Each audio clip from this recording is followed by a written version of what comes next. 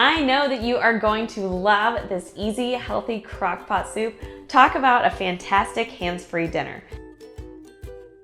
Now, to start out, we are going to put our boneless, skinless chicken breasts in the bottom of a 6-quart or larger slow cooker.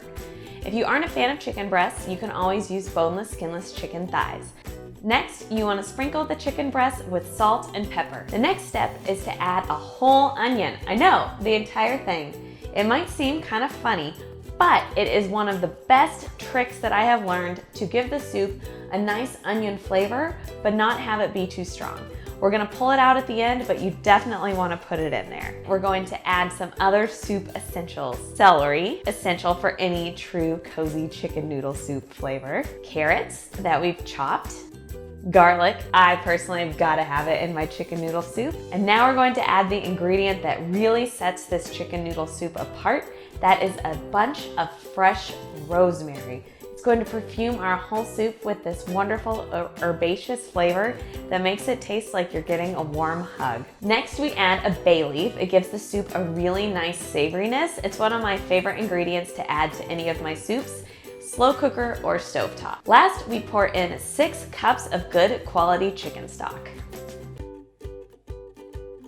Next, we cover and cook. You can make this soup on high or on low, depending upon how quickly you need it, or if you prefer to let it hang out until later. You know the chicken is done when it reaches an internal temperature of 165 degrees. I like to use an instant read thermometer to check it, just to make sure that my chicken is safe, and also to make sure that I don't overcook the chicken, because if you overcook it, it won't be nice and juicy, and that is certainly not what we are after. Once the chicken is finished cooking, you're going to remove it. And then you also want to remove the bay leaf and the rosemary. Those have done their job giving the soup great flavor, so you can go ahead and discard them.